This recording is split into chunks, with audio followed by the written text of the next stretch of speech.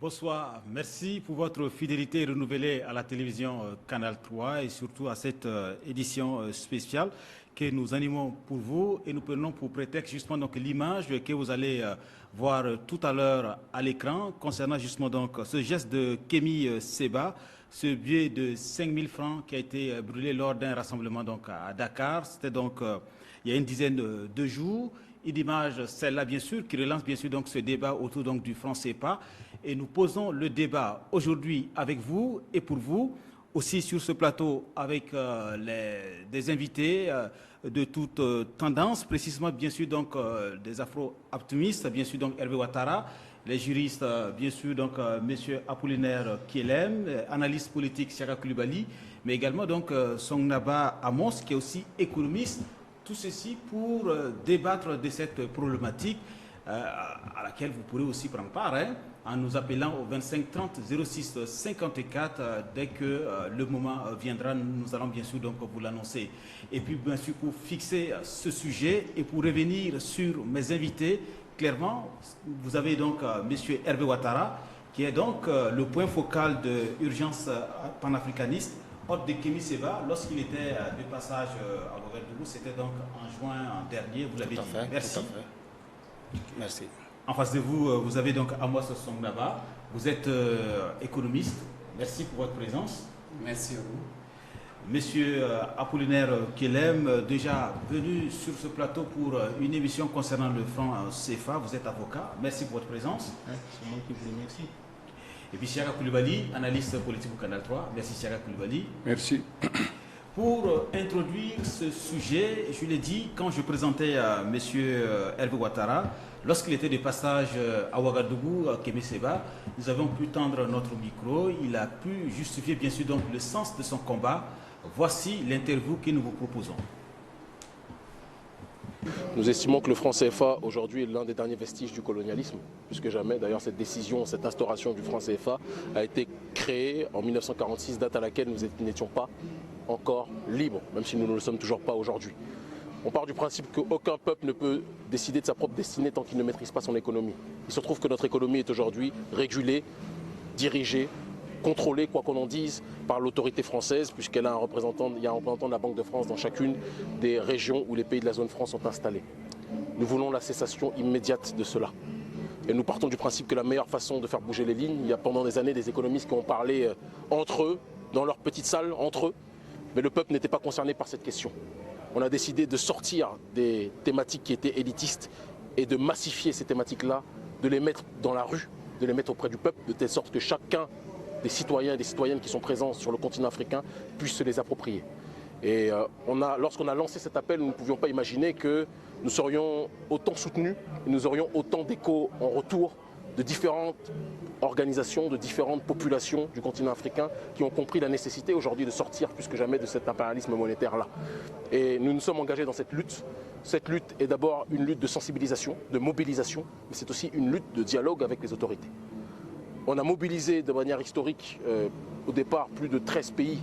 Il y a eu les pays de la zone franc, mais aussi des pays de la diaspora, puis 20 pays, parce qu'il y a eu des pays de la diaspora, même les Antilles, qui ne connaissent pas le franc CFA, mais qui ont considéré qu'elles se devaient d'être solidaires par rapport au combat que nous menons aujourd'hui. C'est la première fois au XXIe siècle que des populations africaines et afro-diasporiques sont capables, avec autant de nombre, autant de membres, de se réunir, de parler d'une seule voix. Et nous partons du principe que c'est quelque chose qui se doit d'être plus que jamais prolongé, continué, jusqu'à ce que nous soyons entendus par toutes les autorités africaines.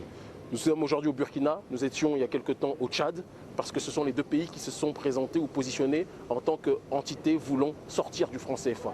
Certains le font timidement, d'autres moins timidement certes, mais le simple fait d'avoir eu ce courage de se prononcer sur ces questions, c'est quelque chose que nous tenions à souligner, raison pour laquelle nous avons décidé de venir à la rencontre de la jeunesse de 1 pour consolider la base du franc anti-CFA, mais aussi à la rencontre des autorités burkinabées, tout comme nous avons été à la rencontre des autorités tchadiennes peu de temps auparavant.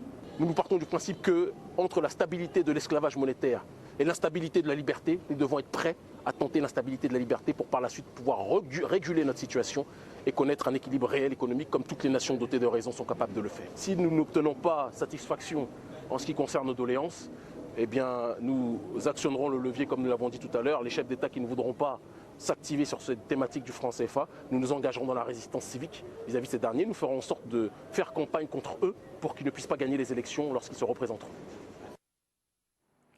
Et puis, justement, donc, pour ajouter à ce que M. Kémy Séba disait à l'instant sur le Burkina, Roch Marc Christian Kaboré, le vendredi 17 mars dernier, avait déclaré que c'est un gros défi lancé au président africain de réfléchir pour qu'ensemble, nous puissions avoir une monnaie qui permettra de réaffirmer notre indépendance, d'avoir une politique monétaire propre à nous et non pas attelée à une autre monnaie telle que l'euro.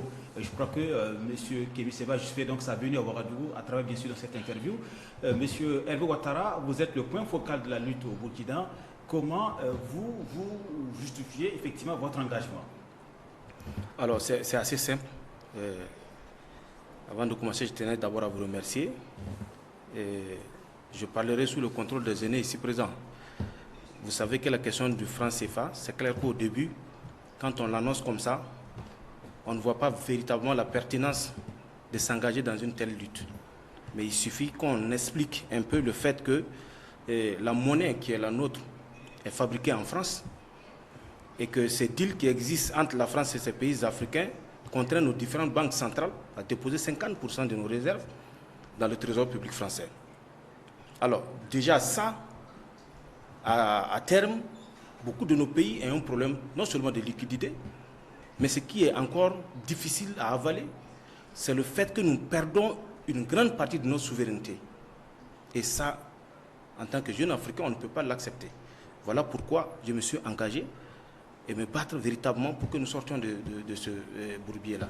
Donc nous revenons donc à vous, M. Amost, vous êtes économiste. Dites-nous, qu'est-ce que c'est que le franc CFA en termes plus simples aujourd'hui et ses implications? Merci beaucoup à vous, M. Soulama, pour l'invitation. Effectivement, le franc CFA, c'est le franc de la communauté, si vous voulez, la communauté financière africaine. C'est le franc que nous, c'est la monnaie qui est d'usage dans notre pays comme dans 14 autres pays africains, comme la Côte d'Ivoire, le Bénin, ainsi de suite, même le Comore, qui a adhéré, qui a pris comme monnaie le franc CFA en 99. C'est la monnaie d'échange. Cela veut dire aujourd'hui, si vous voulez acheter Mounia, le bidon de Mounia, qui est un partenaire à Canal 3, oui. Voilà, il faut que vous puissiez l'acheter avec du franc CFA. Voilà, c'est la monnaie d'échange. Ou la monnaie qu'on utilise pour nos besoins, c'est la monnaie d'échange. Qu'est-ce qu'on entend généralement donc par cette expression d'arrimage à une monnaie, à une autre monnaie? La question d'arrimage fait appel au fait que le franc CFA n'est pas indépendant de lui-même. M. Hervé Ouattara vient de le dire, le franc CFA est imprimé au niveau de la France, au niveau des livres français, les livres du trésor français, c'est imprimé là. Pour dire que quoi? Pour dire qu'aujourd'hui, je prends souvent l'image comme une caisse populaire et une banque. Une caisse populaire, elle n'est pas indépendante d'elle-même. Ces livres sont toujours au niveau d'une des banques conventionnelles. Donc, si elle a besoin de quelque chose, elle se réfère à cette banque. Le franc CFA aussi, c'est ainsi. Il y a un compte d'opération, ou si vous voulez, des réserves de change qui sont déposées dans le trésor français, qui permet de pouvoir faire cet arrimage-là. Avant, c'était arrimé au franc français, le FF. Maintenant, à partir du 1er janvier, à partir de 1999, si vous voulez, en 2000, quand l'euro a été créé au niveau de la zone euro, alors on a admis en même temps que le franc CFA soit arrimé toujours à l'euro. Donc, de convertibilité, un franc français faisait 100 francs CFA. Maintenant, aujourd'hui, un euro fait 655, 957 francs CFA. Ok, monsieur Apollinaire Lem, vous êtes effectivement donc avocat, mais vous êtes aussi intéressé donc à la question parce que vous définissiez dans une des émissions du Canal 3 aussi comme panafricaniste. Vous avez toute une Non, vision. je suis même le président du mouvement fédéraliste africain.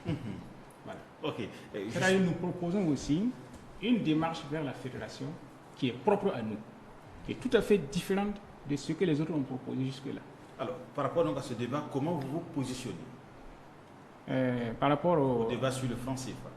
Bon, d'abord, il faut dire que j'avais déjà animé une émission ici. J'ai suivi ce qui s'est passé avec Kémy Séba. J'ai eu deux impressions. La première impression, c'est une impression de satisfaction. Et la deuxième impression, c'est une impression de désolation. Satisfaction parce que, à l'heure actuelle, la plupart des Noirs font un complexe d'infériorité. Du fait que partout, vous voyez dans le monde, le Noir est dominé, etc. Donc, il finit lui-même par se faire dominer, comme je vais dire là, d'office. Et c'est ce que Kémy Séba refuse. Donc, il accepte de s'assumer. Et ça, c'est un sentiment de satisfaction. Un sentiment de désolation parce que ce n'est pas comme ça qu'on fait. Voilà. Bon, quand j'ai vu ce qu'il a fait, je me suis dit, c'est sans doute quelqu'un qui a un mal d'être, un manque d'assurance. Parce que quand on s'agite comme ça, très souvent, je veux se sentir exister. Et donc, on fait des actions d'éclat pour se faire remarquer, etc. On a vu ça il y a un siècle, avec Marcus Garvey, qui était aux États-Unis, qui prenait le retour des Noirs en Afrique, qui a contribué à ramener certains au libéral, etc. Voilà, bon, s'il y a le temps, un jour, on ferait une émission sur le Marcus Garvey. Donc, c'est un peu ça, c'est-à-dire, c'est des actions de révolté, mais pas de révolutionnaire. Le révolté, c'est quelqu'un qui en veut à tout le monde. Il est frustré. Donc, il est souvent animé par des actions de haine. Il laisse au révolté encore un pas à franchir pour arriver à la révolution qui traduit l'amour de soi-même et des autres et des actions apaisées. Moi, je pense qu'il manque à Kémy Séba un pas à franchir. Pour revenir au franc CFA, on a parlé de servitude. Il faut savoir de quelle servitude. J'ai suivi une émission sur l'ancien ministre togolais des Finances, sur TV5. On lui a demandé si vous quittez le franc CFA, c'est pour aller où? Il a dit que mais on pourrait s'aligner à un panier de monnaie, comme le dollar, le yuan chinois, et puis il a cité une autre monnaie là. Il dit, mais là, c'est 3 servitudes. Voilà. Donc, quand vous quittez une servitude, il faut alors être indépendant. Ou ne pas quitter la première servitude à laquelle vous êtes déjà habitué. Or, quand vous remarquez, il y a des pays qui ne sont pas du franc CFA, mais qui sont dans les mêmes servitudes. On lui a cité l'exemple du Naira au Nigeria. Et bien que le Nigeria soit riche, il a dit que le Nigeria discute avec la Banque d'Angleterre. Ça veut dire quoi? Parce que même si vous n'êtes pas dans le franc CFA, vous êtes arrimé à une autre monnaie. Ce sont les conditions seulement qui changent. Par exemple, je vais déjà y a dire ici, l'Algérie, la Tunisie, le Maroc ne sont pas dans le franc CFA. Mais ils dépendent de la Banque de France avant qu'il n'y ait l'euro. Et actuellement, ils dépendent de l'euro. Leurs monnaies sont gérées par la Banque de Francfort. Donc, il faut savoir à quoi s'en tenir. Voilà. Justement, donc, c'est vrai, c'est un débat que nous sommes en train d'introduire déjà, Sierra Koulibaly, sur l'opportunité donc, du débat sur le plan politique. Vous avez donc les présidents africains qui se sont aussi exprimés de par les années. Vous prenez récemment, en septembre, il y a exactement une année, Alassane Ouattara disait « On ne discute pas des questions monétaires sur la place publique, mais l'expérience a prouvé que le franc CFA était plutôt une bonne chose. » Vous avez aussi Talon, qui est l'un des jeunes présents en exercice, en ce mois, en janvier 2016. Lui aussi introduit sur la question, il avait déclaré que le franc CFA n'était pas aussi mauvais qu'on le croit, même si certains pensent qu'il a été surévalué, ils pensent la même chose, mais pour la question de la dévaluation, ils pensaient que ce n'était pas opportun pour nos économies qui sont déjà donc fragiles et surtout que la pauvreté avait atteint un certain niveau très exagéré. Alors, sur l'opportunité politique de ce débat, comment est-ce qu'il faudrait donc apprécier? Moi, mon entendement est que pour ce qui est du débat, il est indispensable parce que la question du franc CFA n'est pas une question nouvelle. C'est une question qui est, justement, c'est le moment de le dire, est arrimée à d'autres questions, notamment la France-Afrique, notamment les relations entre les anciennes colonies françaises et la France aujourd'hui. Et peut-être beaucoup découvrent Kémy Séba maintenant, mais c'est un activiste très connu et qui s'est spécialisé sur la question justement de la France-Afrique. Donc le franc CFA n'est qu'une des étapes qu'il franchit dans son combat contre cette relation qu'il juge incestueuse entre les anciennes colonies et leurs pays colonisateurs. Parce qui concerne le débat, à mon avis, il est nécessaire de le faire. Pourquoi? Pour la simple raison que si le débat n'est pas mené, il risque d'y avoir beaucoup de lieux dits ou de présupposés qui vont circuler dans les esprits, de telle sorte qu'on brouille les vraies dimensions de la question de la monnaie africaine, enfin des pays francophones. Donc pour moi, le débat en lui-même est nécessaire. Maintenant, pour aller au fond de la question, est-ce qu'il est opportun de demander la sortie aujourd'hui du franc CFA? À mon avis, c'est une autre question sur laquelle nous avons besoin que nos autorités se prononcent plus clairement sur les aspects techniques de désarrimage du franc CFA de l'euro et aussi sur les aspects politiques. Alors, donc, ces grandes questions n'étant pas résolues, à mon avis, moi j'ai essayé de poser des questions à des économistes quand même d'un certain niveau.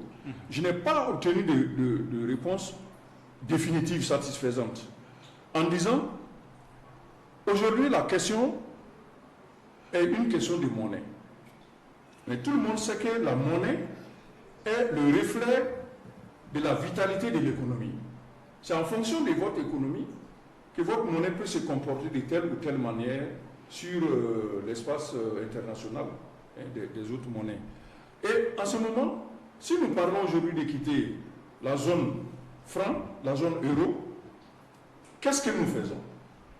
Et ça, ce sont des grandes interrogations en termes de capacité de nos économies individuelles en tant que pays et de nos économies en tant que région à soutenir une monnaie indépendante. Parce que c'est là la grande question. Vous savez très bien qu'au niveau de la CEDEAO, il y a un projet de mise en place d'une monnaie communautaire qui existe, l'ECO, depuis très longtemps. Et jusqu'aujourd'hui, on n'est pas capable de nous dire où nous en sommes avec ce projet. Ce qui fait qu'il y a de l'inquiétude. Quand on soulève la question de quitter le franc CFA, même si on ressent la nécessité, pour des raisons évidentes, de souveraineté, même de développement, parce que le fait d'être arrimé, d'avoir 50% de nos réserves d'échange dans la Banque de France, ça réduit nos capacités d'exportation. Parce que quand nous vendons nos produits, nous perdons de l'argent. C'est quand nous importons que c'est facile à cause de cette relation avec le franc, avec l'euro. Donc il y a pas mal de grandes questions, à mon avis, qui restent suspendues et qui gagneraient à être réglées sur la base donc de positionnement clair de nos autorités, aussi bien techniques que politiques, sur ces questions qui restent en suspens. Je vais rebondir un peu, si vous me permettez, parce que j'ai écouté certains propos ici. Parce que pour moi, d'abord, ce qui est important, c'est de savoir que si avec plus de 155 millions d'habitants, dans ces pays qui ont le franc CFA en commun, 155 millions d'habitants, nous ne sommes pas à mesure de réfléchir par nous-mêmes, d'avoir notre monnaie pour nous et pour nos propres intérêts, notre existence ne sert à rien. C'est ce que je pense. Parce que si on pense aujourd'hui qu'avec 155 millions d'habitants, il faut compter sur un petit pays comme la France pour survivre, c'est qu'il y a une inquiétude. Il y a une vraie inquiétude. Et qu'au XXIe siècle, aujourd'hui, nous les Africains, nous sommes au stade de est-ce qu'on doit aller ou on ne doit pas aller, mais c'est qu'on est mal barré. Mais la question... non, je vais finir. Je finis. Comment on gère, bien sûr, donc... Non, il n'y a pas de comment on gère. On a même des économistes qui peuvent réfléchir. Les Français n'ont pas deux têtes. On a des gens ici capables. Et c'était la même chose à la période des indépendances. Les gens se demandaient qu'on n'était pas apte à s'affranchir des jours de l'impérialisme et autres, des Français. Les gens ont tâtonné, mais aujourd'hui, nous sommes fiers. Il ne faut pas qu'on ait peur de dire qu'on veut réellement nous assumer. Et je dis aussi que la question de Kémy Séba, il est frustré, il est révolté. Nous, ce n'est pas ça l'objet de notre débat. Nous pensons aujourd'hui que Kémy Séba peut être frustré ou quoi. Ce qui est important, est-ce que ce qu'il défend aujourd'hui est légitime, est noble ou pas? C'est la question. Parce que si nous allons nous accrocher sur les à côté, c'est évident qu'on va se perdre. On va se perdre. Nous avons seulement demandé aux jeunes, nous n'allons pas aller dans la direction où on veut nous amener, parce que c'est nous divertir en fait. Nous devons nous concentrer sur l'idéal, et pour nous l'idéal c'est quitter le franc CFA, parce que ça c'est un défi pour nos générations. Le franc CFA est allé où? Mais c'est simple, le grand frère parle de l'éco, mais nous ne pouvons pas gérer notre monnaie autant de choses, même si le Nigeria aujourd'hui a sa monnaie, et que le Nigeria doit discuter, mais le Nigeria ne va pas aller discuter avec une banque anglaise, comme étant assujetti à cette banque. Même le projet de la CEDEAO, il y avait toujours donc la question de l'arrimage aussi, donc il fallait donc discuter toujours avec la banque française. Oui, mais, donc, ça c'est entre partenaires. Non, ce serait un partenariat. Ce serait un partenariat et je peux vous assurer que ce serait donnant-donnant. On ne va pas aller comme des esclaves assis en train de trembloter devant des gens. Et je peux encore aller plus loin en vous disant que dans cette question de franc CFA et de l'arrimage du franc CFA, mais on a dans le conseil d'administration de nos différentes banques centrales, il y a des blancs qui sont assis qui nous disent ce qu'on a fait, ce qu'on n'a pas à faire. On ne peut pas décider. Ils ont droit de veto. On ne peut même pas décider de nous-mêmes ce qu'on a à faire. Ça, c'est dangereux. Et encore, ce qui est encore plus dangereux, c'est que vous vous imaginez que c'est-à-dire nos différentes banques n'ont pas la possibilité de définir par eux-mêmes les politiques. Ils sont obligés de se focaliser sur la politique de la Banque centrale européenne pour pouvoir aller en matière de politique financière. On ne peut pas continuer comme ça. C'est ce que nous disons, on ne peut pas continuer comme ça. Alors, peut-être pour vous répondre, avant de passer la parole à M. Kilem, vous aviez donc Tiemoko Kone, donc gouverneur de la BCEAO, qui avait déclaré récemment donc, par rapport donc, aux rémunérations que si ce qu'on prétend sur le franc CFA était avéré, croyez-nous, nous serions les premiers à le savoir et à prendre les mesures appropriées. C'était bien sûr donc pour répondre donc à tous ces reproches, justement donc sur les questions donc de qui gère la monnaie. C'est la France qui nous implique. On nous impose tous ces éléments-là. Ça c'est quand même un cadre important donc de la BCEAO. Monsieur Kelem, sur le débat donc sur ce franc CFA, peut-on facilement obtenir une monnaie propre à nous? Oui, je pense que M. Siaka a soulevé un problème qui est passé inaperçu, dont peut-être on n'a pas perçu l'importance. Il a soulevé un problème que j'avais déjà soulevé avec vous ici. Il a parlé de productivité. La monnaie se fonde sur la production, sur la compétitivité et sur la transformation.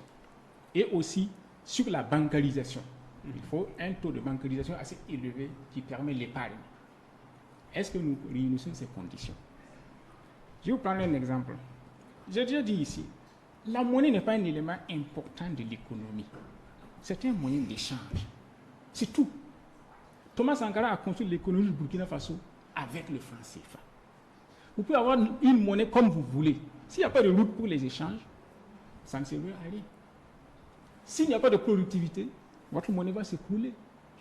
Les Zimbabwe avaient sa propre monnaie. Donc, comme le Ghana, etc. Mais actuellement, là, quelle est la monnaie du Zimbabwe? Rien. Au Zimbabwe, on utilise le rand sud-africain. Le dollar est la monnaie chinoise. À quoi ça sert? Si vous voulez aller au marché avec la monnaie zimbabwéenne, là, il faut une charrette de billets pour aller acheter 1 kilogramme de tomates. Ouais. Donc, pour dire comment, vous savez, à l'heure actuelle, vous ne pouvez pas créer une monnaie stable sur la base des matières premières. Ce n'est pas possible. Or, quand vous regardez tous les pays africains, là, quelle est leur richesse? C'est des matières premières. L'Algérie a fondé sa monnaie sur le pétrole et le gaz. Actuellement, ils ont des problèmes. Il y a un double flux en Algérie. Le flux officiel et le flux réel. Pourquoi? Parce que l'Algérie ne maîtrise pas le prix du pétrole, ne maîtrise pas le prix du gaz. Comme le Nigeria. Comme le Nigeria. C'est-à-dire, vous ne pouvez pas créer une monnaie actuellement en vous basant sur les matières premières. Ce n'est pas une question de nombre de population. J'ai pris l'exemple la dernière fois du Brésil, qui à lui seul pèse autant que toute l'Afrique noire économiquement, qui n'est pas capable d'avoir une monnaie stable. Parce que quand votre monnaie est basée sur les matières premières, donc vous n'avez ni le contrôle de la production, ni le contrôle de la fixation des prix, votre monnaie sert à quoi? Du jour au lendemain, on peut vous faire couler ça. Or, quand vous prenez les pays africains, tout ce qu'ils produisent, c'est des matières premières. Quand on dit que l'Afrique est riche, c'est quoi? C'est le bois, c'est le pétrole, c'est le café, le cacao, etc. Vous avez vu, en Côte d'Ivoire récemment, ils avaient des problèmes parce que le prix du cacao a baissé. Et ce n'est pas la première fois. Les problèmes, au fait, ont commencé quand les Occidentaux ont décidé de faire baisser le prix du pétrole. Et je vous ai dit la dernière fois ici, le cacao ivoirien a pourri au Havre en France. Et c'est là que les problèmes de fait ont commencé. Mais Kémy s'est pas brûler le billet là à Dakar. Là, la Guinée est à côté. La Guinée a sa propre monnaie. Où en est la Guinée? Si la monnaie était le seul élément de développement, l'élément important, les pays qui ont leur propre monnaie là, ils seraient beaucoup plus en avance par rapport à nous. La Guinée serait beaucoup plus loin que le Sénégal. Mais ils veulent mieux. Le Ghana serait beaucoup plus loin que la Côte d'Ivoire. Hein? La Zambie serait nettement mieux que le Sénégal. Bon, il y a des exemples. Ouais, non, c'est ça, je veux dire. En fait, si on veut prendre les exemples comme ça, ça ne marche pas. Non, c'est clair. Oui. Et puis même le Ghana ne se plaint pas aujourd'hui. Le Ghana ne se plaint pas. Même le Nigeria, je douterais que le Nigeria se plaint. Non. Je préfère un pays qui a sa monnaie, même s'il va prendre dans une maison pour se déplacer, c'est encore mieux que de dormir sur le matelas de quelqu'un d'autre. C'est moi qui ai la parole. Oui, Moi, Hervé, d'accord, ok. Je ne vous ai pas coupé quand vous parlez. Et je pense que c'est M. Soulama qui assure Le débat. l'impérium du débat. Monsieur Kellem, donc Voilà. vous avez donc la parole, voilà, sur ces. Donc vous estimez que la monnaie n'est pas importante dans l'économie, mais il faut donc travailler pour la productivité. C'est un élément secondaire. Tout se fonde sur la productivité. Si votre production est forte, votre monnaie sera forte. Si votre production est faible, quelle que soit votre monnaie, elle n'aura pas de valeur. C'est pour ça d'ailleurs que souvent, même ceux qui ont des monnaies autonomes là, quand leur compétitivité baisse, il y a la dévaluation. Voilà. Donc, ce n'est pas une question de sortir du franc CFA ou entrer ici ou sortir par là. C'est d'abord la productivité. Il faut d'abord se poser la question, qu'est-ce que nous produisons? Qu'est-ce que nous consommons? Vous pouvez avoir votre propre monnaie. Si vous consommez aliéné, si vous consommez américain, français, etc., votre monnaie n'aura pas de valeur. D'accord, bien sûr, monsieur Oui, Amos. sur ce point, je suis vraiment d'accord avec M. Kellem. Tout le fond du problème, c'est effectivement la production. Je disais dans votre bureau que, effectivement, la monnaie se base sur la production. Ça, il faut le dire. Ça, tous les économistes sont d'accord pour le dire. Mais il faut reconnaître aussi que la monnaie joue également sur l'économie. La monnaie est un instrument de politique monétaire et c'est un instrument de politique économique. Comme ils l'ont dit, au niveau de la BCAO ou bien de la BEAC, la Banque des États de l'Afrique centrale, ou encore la Banque centrale des États de l'Afrique de l'Ouest, la France a un droit de veto. On peut prendre des décisions qui puissent arranger l'Afrique, en matière par exemple de production, en matière de ceci, de cela, en matière d'investissement, mais que par exemple la France ne soit pas d'accord. C'est vous qui ne contrôlez pas votre politique monétaire. Là, on parle de la souveraineté monétaire. Je suis peut-être un peu d'accord avec M. Kellem quand il parle effectivement que la monnaie ne résout pas tous les problèmes. Je suis d'accord. Le véritable problème aujourd'hui, comme il l'a dit, les matières premières, sur quoi se fondent les pays africains pour leur développement, c'est bien. Mais il faut aller au-delà des matières premières. Il faut arriver à pouvoir transformer ces matières premières sur place. Et c'est là que ce que M. Hervé dit vient en appoint. Les 155 millions d'Africains, ça constitue également un marché. C'est un marché. Quand on prend juste le Nigeria, ça fait combien de millions d'habitants? Quand on ajoute le Soudan, quand on ajoute le Burkina et d'autres pays comme ça constitue un marché. Maintenant, tout dépend de la politique monétaire que chacun de nous, enfin, chacun des pays va pouvoir adopter et de pouvoir implanter justement cette politique. Je suis d'accord que la monnaie ne résout pas tous les problèmes, mais aussi ça s'interagit. La monnaie s'appuie sur l'économie, mais également la politique monétaire joue sur l'économie. Ça, il faut le reconnaître. Monsieur Koulibaly, peut-être avant de vous donner donc la parole, nous voudrions dire aux téléspectateurs qui s'impatientent, pour ceux qui voudraient évidemment donc réagir à cette émission, donner leur avis sur l'avenir donc du franc CFA et qu'est-ce que vous proposez, bien sûr donc pour le Burkina, également pour les pays donc de notre espace concernant donc ce débat. En tout cas, le chef de l'État, Roch-Marc Christian Kaboré, en mars dernier, s'était donc prononcé sur ce sujet, nous l'avions dit sur ce plateau. Mais également aussi, vous aviez François Hollande, même s'il n'est pas au pouvoir, en avril dernier, et lui aussi, il s'était prononcé en prélude donc dans le débat de la rencontre, bien sûr, donc des experts donc à Abidjan. Il avait dit que, en prévision de la réunion des ministres de la zone franc qui devrait se tenir qui se tiendra donc à Abidjan, François Hollande a réaffirmé son ouverture à toutes les propositions que les États africains de la zone pourraient formuler à cette occasion. Et le président, effectivement, donc, d'ajouter que cette monnaie et cette zone appartiennent aux pays qui la composent. Serge Coulibaly, est-ce une déclaration française politique ou c'est une réalité des faits que les pays africains doivent construire? Bien sûr que c'est une déclaration politique, mais je vais au-delà de ce que François Hollande a dit pour rappeler ce que le président actuel Macron a dit aux présidents africains. Il leur a dit, au lieu de dénoncer une monnaie, quand on n'est pas d'accord avec la monnaie, on quitte cette monnaie et on crée sa propre monnaie. Et qu'il ne faut pas rester dans un carcan pour dénoncer seulement. Donc, ça met un peu d'eau au moulin de Kémy Séba et de Hervé, qui ont la fougue de la jeunesse. Nous, on est obligés de penser aux prérequis avant d'aller à notre monnaie. On est obligé. Parce que c'est quand même pas une question légère, cette question de la monnaie. Comme il a dit, elle influence l'économie, la politique économique, elle influence la croissance, elle influence la productivité. Donc on ne peut pas juste poser le problème sous l'angle politique seulement. Effectivement, il y a des problèmes à ce niveau, il y a de quoi redire à ce niveau, c'est vrai, mais il y a des prérequis également pour pouvoir y aller. Si aujourd'hui, demain matin, on décroche le franc CFA, mais nos économies, dans quel état sont-elles aujourd'hui? Parce que la question n'est pas seulement d'avoir une monnaie forte, parce qu'on a dit, la monnaie est fonction de la vitalité de votre économie. Regardez nos économies. Ce sont des économies en général assez peu structurées, avec un secteur informel très important, une population très jeune, 67% de la population à moins de 35 ans. Et très pauvre. Ainsi de suite. L'analphabétisme qui sont là. Donc, il y a des prérequis à régler avant que nous puissions poser les postulats d'une monnaie avant que vous nous poursuiviez donc sur votre lancée, vous permettez de prendre un téléspectateur qui s'impatiente depuis un moment au téléphone. Bonsoir, monsieur. Oui, bonsoir, monsieur. Merci pour votre participation à cette émission. Nos invités sur ce plateau vous écoutent. Ok, mon nom c'est Roger Salam. Bien sûr. Voilà, je voulais d'abord vous remercier d'avoir initié ce débat. Parce que il faut dire que c'est une actualité qui nous tient à cœur. Oui.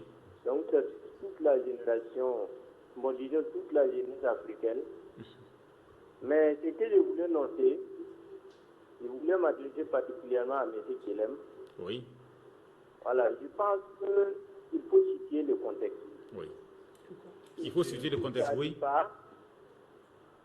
Ici, il ne s'agit pas. C'est une question, je dirais que cette monnaie-là, c'est une façon de nous humilier. Comme M. en noir a si bien le dire, Michel Hervé Ouattara. Il faut savoir que nous avons un marché potentiel. Ceux qui estiment que la monnaie n'est pas comment dirais-je, la monnaie est une chose certes qui permet de faire des échanges. Il faut reconnaître qu'une économie est beaucoup plus basée sur la monnaie que ce que M. Kelem estimait. Qu'est-ce qui se passe? On a notre réserve de monnaie qui se trouve en France et 50% réserve monétaire. Chaque fois que nous voulons effectuer ce qu'on appelle des opérations de grande envergure, il faut chaque fois convertir ça en euros avant de passer des autres achats. Ce qui réduit considérablement notre pouvoir d'achat. Donc si l'espace Yomois embauché ils sont dans cette monnaie-là, qui décident de créer leur propre monnaie, ils pourront mettre en place leur propre politique en fonction de leurs besoins. Et là, on ne va plus dépendre comme on dépend actuellement à la France. D'accord. Donc je comprends Kémy Séba. J'invite aussi la jeunesse à soutenir. Nous avons des cerveaux. Si on décide réellement de décoller, on pourra. Si on est chaque fois penser qu'on n'est pas capable, on resterait toujours en arrière. Mieux vaut d'essayer, mieux vaut de risquer que de s'asseoir aujourd'hui et penser que nous ne sommes pas capables, alors que la France n'est pas à mesurer en termes de population, en termes de cerveau, de toute l'Afrique de l'Ouest et en Afrique centrale. Ça, c'est une honte pour la génération, c'est une honte. Si on ne le fait pas, un jour les enfants vont le faire, et nous, on aura honte. Qu'est-ce qu'on va dire? D'accord. Donc, je vous remercie. Monsieur Ouedraogo, merci pour votre participation à cette émission, bien sûr. Oui. Relancer rapidement, s'il vous Juste plaît. préciser quelque chose. Au titre de 2014, la banque, la BEAC, avait 3706 milliards de francs CFA comme réserve en France. Et la BCAO, 5605 milliards en termes de réserve. Allez-y savoir. Juste, je donne ces chiffres. Ce sont des chiffres. Peut-être pour, bien sûr, donc, les En 2014, étudiants, oui. pour ceux qui ne comprennent pas donc, la problématique donc, de la réserve, bien sûr, donc, en France, dans la banque française, qu'est-ce qu'il faut comprendre exactement donc, par réserve? Comme beaucoup l'ont dit, un des avantages du franc CFA, c'est la stabilité. Mais la stabilité a un coût. Pour assurer cette stabilité, je parlais tout à l'heure des comptes des opérations. Ça veut dire qu'au niveau des 15 pays du franc CFA, il y a une solidarité. Cette solidarité fait que, par exemple, si le Burkina Faso est déficitaire, les autres pays peuvent le soutenir dans ce déficit-là pour qu'il puisse se relever. Donc, les comptes des opérations se trouvent dans le Trésor français. On constitue des réserves pour pouvoir assurer justement cette parité-là, puisqu'il y a également une parité de convertibilité. Le taux de change est fixe. Cela veut dire entre l'euro et puis le franc CFA. Ça ne dépend pas forcément de la vitalité de l'économie. Donc ça nous donne souvent une fausse impression que nous sommes dans une santé, si vous voulez, économique, et pourtant c'est d'autres qui sont en train de payer à notre place. C'est ce que ça veut dire, les réserves. Monsieur Kilem, tout à l'heure, oui. C'est ça la solidarité. Oui. Voilà. Et c'est que nous ne sommes pas sûrs de pouvoir faire Oui. si nous quittons le franc CFA. Si nous nous retrouvons entre nous, Africains, Oui. on n'est pas sûr qu'on pourra maintenir cette solidarité. Je suis d'accord avec vous, si vous permettez. Moi, je ne suis pas forcément conquis, je suis pas forcément, je vais dire qu'on quitte le franc CFA. Ce n'est pas ça mon problème. Le problème, c'est qu'aujourd'hui, le franc CFA est arrimé à l'euro et que je vais dire, notre monnaie est imprimée au niveau de la France. Ça pose un véritable problème de politique monétaire. Je dis que la politique monétaire est un instrument de politique économique. Et aujourd'hui, on ne peut pas faire des investissements sans pouvoir avoir le contrôle de notre politique monétaire. Ça pose un problème. Je dis également que la stabilité, comme il a dit, c'est vrai, la solidarité, c'est bien. Je suis d'accord. Mais également, il faut qu'à un certain moment, nous puissions savoir quelle est notre santé économique, quelle est notre santé financière, pour pouvoir prendre des décisions et puis aller. D'accord. Non. Monsieur Kilem, termine Moi, les moi, je termine. Comment je vais dire là? Et puis, il faut comprendre une chose. La monnaie, non seulement dépend de la productivité, mais dépend aussi d'institutions fortes pour la stabilité. Voilà. Et, par exemple, Jacques Chirac avait des problèmes à un moment donné avec le franc français, avant l'euro. Et il a dit, voilà, moi je ne peux rien faire contre le gouverneur de la Banque de France, qui s'appelait Jean-Claude Trichet. Pour régler le problème, qu'est-ce qu'il a fait? Il a contacté son homologue allemand, Helmut Kohl, pour que Helmut Kohl voie avec le gouverneur de la banque allemande, afin que lui, il raisonne le gouverneur de la Banque de France. Voilà. Est-ce que vous avez vu? Donc, le gouverneur de la Banque de France, il n'a pas de compte à rendre à qui que ce soit en France. Le gouverneur de la Banque de Francfort, à l'époque, là, n'a pas de compte à rendre. Donc, ce sont des hommes forts dans des institutions fortes. Et c'est la politique monétaire qui les intéresse. Ici, là, supposons que... Juste le temps que vous donnez donc l'exemple de notre contexte, je voudrais prendre un téléspectateur qui s'impatiente. Bonsoir, M. Traoré. Oui, bonsoir, monsieur. Merci pour votre participation à cette émission. Merci à vous aussi de nous avoir donné l'opportunité de parler du CFA. Voilà, qui nous tient beaucoup à cœur. Maintenant, je voulais juste poser une question. Oui. Je voulais savoir qu'est-ce que la France gagne dans cette histoire-là. Ok. Que gagne la France, bien sûr, donc?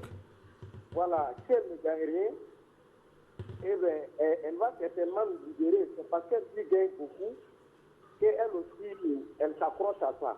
D'accord. Voilà, c'est toute ma question.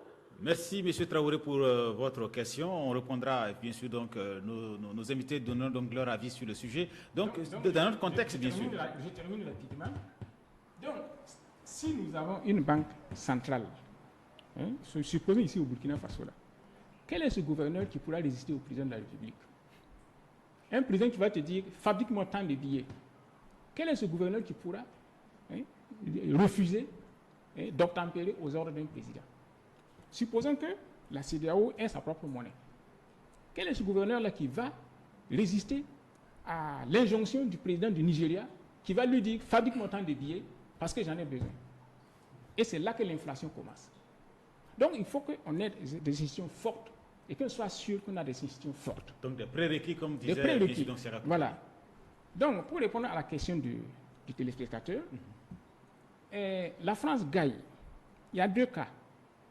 D'abord parce que ça permet une convertibilité illimitée entre le franc CFA et l'euro. Avant, c'était avec le franc français. Donc, l'opérateur économique qui fait ses efforts, ses activités au Burkina Faso ou au Sénégal, n'a pas besoin de passer par des intermédiaires pour rapatrier ses capitaux. Ça, c'est un gain. Deuxièmement, ça permet, c'est le jeu des influences.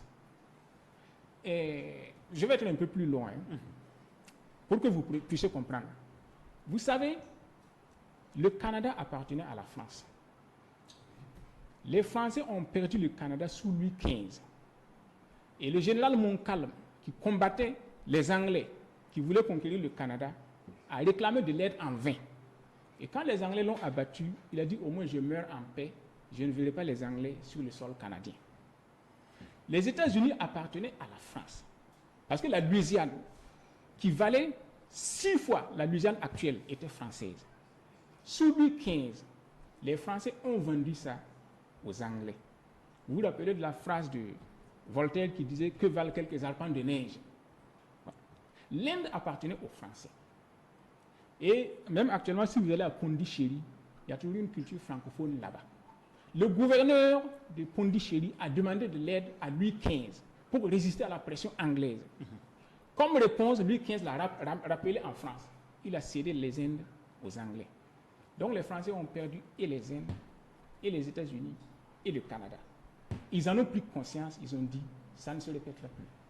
Et si vous vous rappelez, quand François Mitterrand était président de la République, et Charles Hernu, ministre de la Défense, la Libye avait envahi la bande d'Aouzou. Et la France intervenait pour arrêter l'avancée libyenne. À l'Assemblée nationale française, on a demandé à Charles Hernu, le ministre de la Défense, mais que fait l'armée française au Tchad, où nous n'avons rien à foutre? Charles Hernu a dit, la défense du Paris de Strasbourg commence en N'Djamena. Je ne sais pas si vous vous rappelez de cette phrase. Donc, ils ont retenu la leçon et ils ne veulent plus perdre un arpent de terre. Donc, c'est une question d'influence. Parce que là où vous n'êtes pas, un autre y est. Est-ce que vous voyez? Même si vous n'avez pas un intérêt immédiat actuellement, on ne sait pas ce que ça peut devenir demain. Et c'est actuellement ce que les Russes regrettent le plus, parce qu'ils ont vendu l'Alaska aux États-Unis, au moment où l'Alaska n'avait pas d'intérêt particulier, et actuellement les États-Unis s'en servent comme strapontin, comme moyen d'influence contre les Russes. D'accord. Donc, il y a une question d'influence aussi qui fait que les Français tiennent au franc CFA. C'est vrai que chacun donne donc son point de vue sur la question que gagne la France donc, dans cet arrimage-là. Et puis, nous avions ce téléspectateur en ligne. Bonsoir. Oui, bonsoir. Merci pour votre participation à cette émission. Ok. J'appelle depuis Bobo Dioulasso. Oui. Je suis né le 28 octobre 1991. Oui. Oui. Allô, vous pourrez parler un peu plus fort? Oui, je suis né le 28 octobre Oui. 1991. Je crois qu'on ne l'entend presque pas du tout. Vous pourrez revenir, certainement que les conditions téléphoniques vont s'améliorer. Alors, sur la question... Oui, moi je voulais juste relever quelque chose. En fait, je me rends compte que le grand frère KLM est tellement bien outillé et très informé qu'il aurait pu donner ce qui est là aujourd'hui pour ce combat que nous menons. Parce que le problème, si l'Inde a pu s'affranchir, les États-Unis, la Louisiane, même chose. Le Canada, même chose. Et le Canada, le français me parle au Canada, si tu ne prêtes pas bien l'oreille, tu risques de ne pas les entendre. Parce qu'ils ont tellement adapté ce qu'ils ont appris à leur contexte que, pour tout, en réalité, couper le cordon avec la France. En Afrique, on nous dit, le grand frère ce soir veut nous faire comprendre que nous devons accepter ça et nous asseoir dessus, parce qu'on n'est pas prêt. Moi, ce qui me fait mal, en réalité, c'est quand on te dit on n'est pas prêt. Donc, faut-il quitter quand? Non. Maintenant? On n'a pas... Il faut quitter. Il faut quitter. Il faut quitter maintenant. Moi, je pense qu'on n'a pas besoin d'être prêt. Pourquoi? Je vais vous dire une chose. Même entre nous, si entre nous, on décide même de commercialiser, de faire les échanges entre nous, c'est vraiment bien pour nos différents États. Je pense qu'on peut commencer même par là. Le renforcement des institutions. C'est les hommes qui le font. Il y a combien d'intellectuels aujourd'hui qui regorgent ces pays qui ont le franc CFA en commun? Ils ne peuvent pas faire ce travail-là. Est-ce que nos banques et autres, je pense que nous avons des communautés de gauche à droite, le monde est là et chaud. Ils ne peuvent pas réfléchir réellement pour donner des textes qui puissent recadrer tout. Même la productivité que certains ont parlé tantôt. Mais écoutez, c'est les hommes qui font de la productivité. On ne peut pas continuer chaque fois. La France n'a même pas la moitié de ce que ces pays, ces 15 pays ont comme économie. Si nous ne pouvons pas gérer notre propre économie, nous ne pouvons pas travailler à cela. Et que la France doit exporter le cacao en Côte d'Ivoire, l'or ici et au Mali, et que nous soyons toujours là, dit qu'on n'est pas prêt. Alors ça, sincèrement, c'est difficile à avaler. Oui. Michel Moss. Merci beaucoup à M. Hervé Ouattara. Je comprends que le débat soit vraiment passionné. Il faut dire que la France gagne, comme M. Kielem l'a dit. Sinon, elle ne serait pas là. Malheureusement, souvent aussi, ce n'est pas forcément dans les mêmes proportions que ce que l'Afrique gagne. Ça, il faut le dire aussi. D'abord, la France a un droit de veto au niveau du conseil d'administration. Il contrôle la politique monétaire de ces 15 pays-là. Donc, ça, j'ai dit et je le répète, la politique monétaire est un instrument, c'est un gros instrument de politique économique. D'influence, comme l'a dit. Oui, ça influence tellement la politique économique, même si la monnaie ne résout pas tous les problèmes, je l'ai dit. Ensuite, il faut... Donc, ça veut dire quoi? Lors du conseil d'administration, si les pays africains proposent quelque chose, ça ne plaît pas à la France, c'est tout simple, la France dit je ne suis pas d'accord et c'est un droit de veto. Son seul point de vue suffit pour que la politique monétaire ne soit pas adoptée.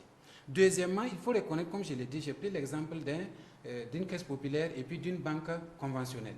Si tu as des comptes au niveau du livre du Trésor français, naturellement, il y a des frais de gestion. Et ces frais de gestion, la France en profite. Parce que c'est quoi? Tout se passe au niveau international. Par exemple, lorsque le taux proposé par le Trésor public français rémunère le compte d'opération en excédent est inférieur, par exemple, au taux au niveau international, les pays africains sont en train de perdre. Oui, puisqu'ils sont en train de perdre de l'argent. Ce qu'ils ont déposé là, par rapport à ce qui se passe au niveau du marché international, est très faible. Et donc, c'est la France qui bénéficie de ce bonus, puisque la parité est vraiment fixe. Donc, il n'y a pas un jeu d'écriture. Au contraire, s'il y a un problème, ça veut dire si tous les pays présentent un déficit, une balance, un déficit commercial au même moment, alors bienvenue la dévaluation. C'est ce qui s'est passé en 1994. Mais, comme il l'a dit M. Kielem, il faut reconnaître que la solidarité aussi a joué beaucoup pour qu'il n'y ait pas la dévaluation à plusieurs niveaux. Oui, juste pour dire que... Vous allez réagir juste après, oui. Oui, voilà. Juste pour dire que moi, mon point de vue n'est pas pour défendre ou combattre les francs CFA. C'est pour donner un éclairage de technicien. Voilà. Je peux même vous dire ici comment on crée une monnaie. C'est parce qu'on n'a pas beaucoup de temps. Voilà. Donc je m'en fous qu'on soit dans les francs CFA ou qu'on quitte les francs CFA. Si vous remarquez, je suis le seul reporter face au Dan Fanny. Voilà. Donc c'est juste pour donner un éclairage, pour qu'au moins on sache où on va. D'ailleurs, c'est ce que nous faisons dans nos cabinets d'avocats. On ne dit pas à un client, fais ceci, fais cela. On te dit, voilà, si tu fais ceci, voilà à quoi tu t'exposes. Si tu ne fais pas ceci, voilà à quoi tu t'exposes. Donc mon point de vue, c'est ça. Voilà. Donc je donne simplement un éclairage pour qu'en fonction de ça maintenant, les gens soient mieux outillés et puissent choisir de prendre leurs décisions. Mais avant que vous ne preniez la parole, il y a M. Sanou qui s'impatiente. Au téléphone, ils sont très nombreux à vouloir réagir à cette émission. Bonsoir, M. Sanou. Ah, bonsoir. Merci pour votre patience au téléphone. Oui, je voulais participer à l'émission. Oui. Je suis le 12 février oui. 1979. 12 février 1979, ok. Oui, oui. Je pense que les conditions téléphoniques sont... Oui, voilà. Donc, moi, ce sur quoi je vais insister, je ne perds pas de vue les préoccupations de Hervé et Kémy Seba. Ce que je veux leur faire comprendre, il y a plein de questions qui sont à résoudre avant. Mais l'un des principaux problèmes, c'est la question politique.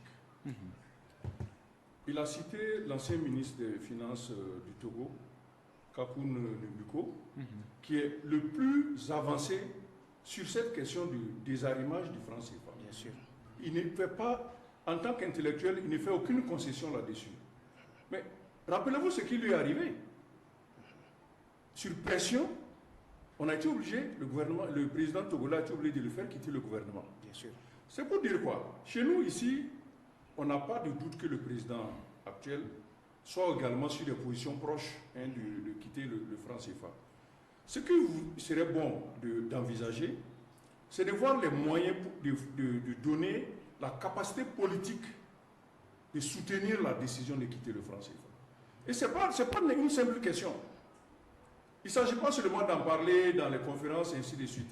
Il faut faire en sorte que les chefs d'État puissent également, effectivement, poser cette question-là et prendre la décision. Il s'agit d'abord de vouloir quitter le franc CFA. Là-dessus, il va falloir harmoniser les points de vue entre les chefs d'État, ce qui n'est pas une simple affaire. Il y a déjà des gens comme Alassane Dramane Ouattara et Patrice Talon qui disent que le franc CFA peut encore marcher. Donc il va d'abord falloir faire l'harmonisation des points de vue là-dessus. Ensuite, régler les questions qu'il faut régler avant qu'on y aille. C'est vrai que nous avons pas mal de cadres à la BCEAO, à peu près 1000 cadres qui peuvent permettre de gérer une monnaie. Ce n'est pas ça tellement la question. La question, c'est cette capacité à suivre l'évolution de l'économie mondiale et à tirer profit mieux que nous le faisons actuellement avec le franc CFA. C'est ça la grande question. Est-ce qu'en tant que nous sommes tels que nous sommes aujourd'hui, nos économies telles qu'elles sont aujourd'hui, nous avons cette capacité? Sinon, il y a la bourse financière qui est là. Pourquoi est-ce que les pays africains ne tirent pas profit de la bourse pour leur enrichissement? Aujourd'hui, le Burkina a des problèmes de financement du PNDS. Mais la bourse est là. Pourquoi on ne parle pas à ce niveau? Donc, moi, je pose encore cette question des capacités et des prérequis qu'il faut régler avant que nous y allions. Sinon, il y a d'autres possibilités qui existent aujourd'hui. D'accord. On a un téléspectateur. Bonsoir. Je crois qu'il est parti alors, monsieur. Voilà, en fait, je voulais dire au grand Donc, frère... le téléspectateur est toujours là. Oui, bonsoir. Oui, reparti. Merci. Voilà, que c'est ce que nous sommes en train de faire actuellement. C'est-à-dire amener nos différents responsables dans nos différents pays-là à comprendre que les peuples sont en train de s'organiser pour que nous puissions, à terme, aboutir à notre monnaie. Parce que nous sommes convaincus que, avant ces présidents, beaucoup ont été assassinés par la même France parce qu'ils ont osé dire qu'ils voulaient leur indépendance économique et autres. Ça aussi, c'est la vérité. Aujourd'hui, nous savons qu'en Côte d'Ivoire, ce qui s'est passé avec Laurent Gbagbo, qui avait à un moment donné commencé à créer sa monnaie, elle a été rapidement stoppée. La suite, on connaît. Kadhafi, quand Kadhafi avait commencé à financer l'économie de certains pays africains, si on ne l'assassinait pas, aujourd'hui, la France était mal barrée. La France sait pertinemment aujourd'hui que sans ces pays, les 15 pays qui ont le franc CFA en commun, la France n'est plus un pays. La France ne tiendra pas. Mais nous devons être conscients de réellement notre importance et de notre poids pour un pays comme la France et nous assumer. Le combat que nous devons mener aujourd'hui, on ne devait plus, pour moi, on ne devait plus être à ce débat. Donc, 50 ans après, ou même 70 ans après, on ne devait plus être à ce débat de comment on va quitter. Est-ce que, non, aujourd'hui on devait être là à voir comment renforcer la production dans nos pays et les échanges commerciaux entre pays africains pour avancer. Mais concurrencer, même le dollar. Le dollar n'est pas stable. Le dollar n'est pas stable. Mais ça ne fait pas des États-Unis un pays pauvre.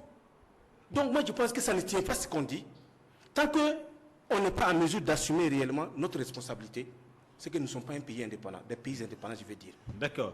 Monsieur Kwanda, bonsoir. Bonsoir, monsieur Kwanda.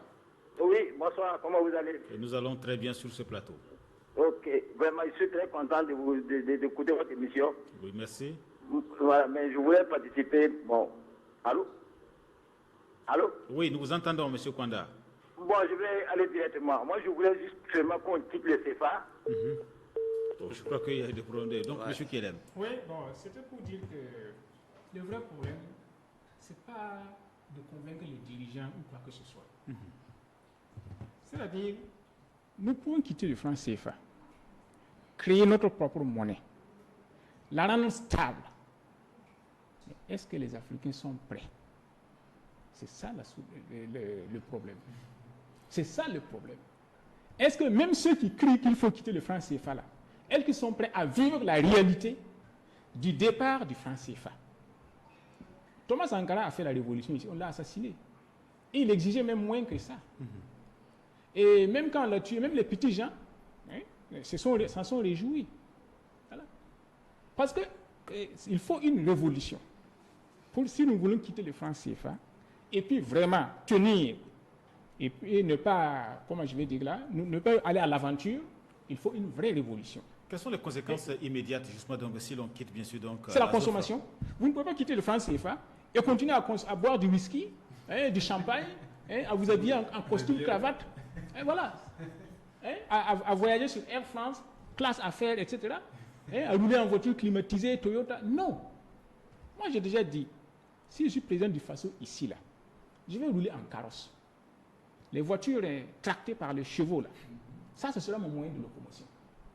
Ça ne consomme pas de l'essence. Les pièces de rechange peuvent être fabriquées sur place et ça va créer de l'émulation. Et ça va créer du travail. Et les ouvriers qui vont fabriquer ça là, parce que le président roulait en carrosse, tout le monde va vouloir rouler en carrosse, ceux qui vont fabriquer ça là vont l'améliorer même.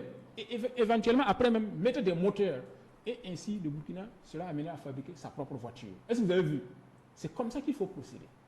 Mais est-ce que les Burkinabés sont prêts à ne plus consommer la bière, le Coca-Cola, tous les jours, qu'on boit tous les jours, etc., à revoir leur mode de vie, leur consommation, pour vivre la réalité qu'exigerait la création d'une monnaie africaine. C'est ça le vrai problème. On va voir aussi avec M. Abbas donc, la conséquence, justement, donc, si l'on quitte la zone franc. Mais monsieur, ce téléspectateur est en ligne. Bonsoir. Oui, bonsoir, monsieur. Oui, c'est monsieur Sanfo. Monsieur Sanfo, voilà. J'ai dû entendre monsieur Amos. C'est monsieur Sanfo. Je voulais participer à l'émission. Vous y êtes. Ouais, tout d'abord, je voulais vous remercier. Mais je me demande d'abord ce que les 15 pays qui sont dans le franc CFA sont capables de s'assumer d'abord. Regardez, on n'est même pas capable de sécuriser nos frontières. Est-ce que l'économie, par exemple, quand on prend seulement le Burkina Faso, est-ce que notre économie nous permet, le besoin qu'on a dans notre économie, ça nous permet de s'assumer? La question, c'est ça. Si nous voulons quitter le franc CFA, je crois qu'on doit d'abord s'organiser. Actuellement, nous avons les chefs d'État sont dans des querelles personnelles. On ne peut pas s'unir. Si nous détachons du franc CFA, moi je vois du désordre. Moi je veux faire le lien avec le départ de Blaise, parce que au début nous tous on criait, on veut le départ de Blaise. Mais on n'a pas pensé comment faire dans l'après-Blaise. Aujourd'hui, pratiquement le Burkina n'a pas d'économie. Nous flottons à l'air. Et lorsqu'on raisonne sur ces bases, on parle du franc CFA. Certes, la France y gagne. Mais qu'est-ce que nous, on gagne? Est-ce que nous, en tant qu'Africains, on peut comment s'organiser? Regardez aujourd'hui comment notre sécurité y est. Nos pays ne sont pas capables même de donner des informations côté sécurité pour nous sécuriser. Allez-y à Dori, allez-y au Mali. Regardez comment la sécurité y est. Et vous croyez que nous pouvons... Je suis désolé de dire que nous ne sommes pas capables, mais jusqu'à présent, l'Afrique de l'Ouest, nous particulièrement, on n'a pas démontré qu'on est capable de s'assumer. Et c'est dommage. Il faut que nos intellectuels nous amènent d'abord à raisonner. Comment faire pour développer notre économie, pour faire des bases? On parle de monnaie quand il y a des bases en économie. Mais actuellement, nous n'avons pas de base. Et nous avons cité quelques industries qui peuvent me dire que non, le Burkina Faso arrive à produire, à vendre ses produits pour pouvoir supporter sa propre monnaie. D'accord. Voilà. C'est compris, M. Sanfo. Ok, merci. Je crois que M. Sanfo est peut-être sur la même lignée qu'il aime. Ceux-là qui pensent effectivement qu'il faut donc des prérequis avant effectivement donc d'aborder le départ. Oui. Oui, je suis de ceux-là aussi, parce qu'il faut reconnaître que on ne quitte pas le franc CFA pour le quitter. Ça, je suis de cet avis-là aussi. C'est pourquoi moi, je suis de ceux-là qui pensent qu'on peut glisser tout doucement. Voilà. On peut déjà peut-être discuter des questions d'arrimage, mais au moins les modalités de cette réserve et tout ça. On peut déjà discuter de ces questions-là. Je suis de ceux-là qui pensent cela. Il faut reconnaître que si nous quittons, comme il l'a dit, c'est sûr que les premiers moments nous allons souffrir. Ça, il faut se préparer. Voilà, ça c'est au moins évident parce que c'est ce qu'on appelle souvent en économie, souvent on va tâtonner, même si c'est le tâtonnement, valorisation, on va le faire. C'est pour dire que pendant les premiers moments, en tout cas, ce serait difficile si nous ne sommes pas suffisamment préparés. Donc ces prérequis sont vraiment importants. Il faut d'abord voir quels sont les secteurs productifs qui puissent soutenir vraiment la croissance. La croissance, comme l'a dit, ne peut pas se bâtir forcément sur les matières premières. Ces matières premières doivent être vraiment transformées de telle sorte que ça puisse créer de l'emploi, de telle sorte que ça puisse aider à soutenir vraiment l'économie de nos pays africains. On ne peut pas arrimer la croissance ou notre monnaie forcément seulement à travers le pétrole ou bien encore le coton qui sont vraiment tributaires du cours international. La question qui me taraude actuellement, c'est les prérequis, c'est jusqu'à quand? On va commencer à réfléchir jusqu'à quand? Parce que ça fait 70 ans que ce franc... Non, je peux vous répondre. Les prérequis, moi je peux dire que la réflexion se fait déjà. D'accord? Il y a des économistes qui ont produit des documents. Il faut aussi, comme l'a dit M. Siaka, tout le problème, c'est vraiment un problème politique. C'est vrai. Mais également, un autre problème également économique, il faut poser les bases. C'est pourquoi aussi l'écho de la CEDEAO traîne. Parce qu'il y a vraiment des choses avant d'abord de régler. On avait proposé, par exemple, l'UEMOA a sa propre monnaie, le franc CFA. C'est ça? Les autres pays, il y a d'autres pays, par exemple, au niveau de l'Afrique centrale, si on voit déjà même le franc CFA de la BCAO et le franc CFA de la BOAS, ils n'ont pas la même force. Oui. Ils n'ont pas la même force. Pendant que l'autre est à 1,9 de taux d'inflation, l'autre est peut-être à 2, et quelques. Vous voyez qu'on n'a pas les mêmes problèmes. Voyez. Mais c'est pour dire aussi qu'il faut qu'au niveau africain, chacun de nous puisse poser d'abord les bases de la production. Qu'est-ce qui peut soutenir notre croissance? Qu'est-ce qui peut aider notre économie à vraiment être dans le concert des nations? Moi, je peux donner un petit report rapide à Hervé. C'est ce que je dis. C'est-à-dire, dans votre démarche, ce serait par exemple d'exiger des chefs d'État, à horizon 2018, déposer-nous sur la table un plan de sortie. Déjà, quand on regarde dans ce plan, est-ce que ce plan est soutenable? En ce moment, vous allez avoir plus de gens qui peuvent adhérer au mouvement et on va faire un mouvement qui ne soit pas un mouvement de désordre. C'est ça, on a quand même obligé de penser à nos enfants et à notre vie et tout ça. On est obligé d'y penser. Ce qui fait qu'on n'est pas contre le départ du franc CFA, mais on veut qu'on prépare cette sortie. Oui. Moi, voilà ma position. Tout à fait. Non, je comprends. Ce que je voulais juste faire remarquer, c'est que après 70 ans, parce que d'ailleurs la BCAO a parlé de 2025. Et on attendait dans les coulisses qu'ils vont encore reporter, et ça fait 3 fois qu'ils ont reporté cette question-là. C'est maintenant la question du franc CFA a pris réellement, est en train d'être débattue sincèrement. Sinon, après 70 ans, certains intellectuels avaient peur réellement de parler du franc CFA. Et là où je vous parle, nous-mêmes, nous avons invité certains intellectuels à des conférences qui ont refusé de venir. Et il y a certains qui nous ont dit non, vous savez, vu ma position, je ne peux pas. Sincèrement, vous voyez, ce qui est dommage dans cette histoire de franc CFA, nous ne savons pas jusqu'à quand ces prérequis seront réellement, j'allais dire, opérationnels. Nous ne savons pas jusqu'à quand un pays comme le Burkina va s'accorder avec le Mali, le Niger, jusqu'à quand, je ne sais pas, parce que si, même au Burkina simplement, le Burkina Faso simplement pour nous entendre, vous voyez ce que ça donne?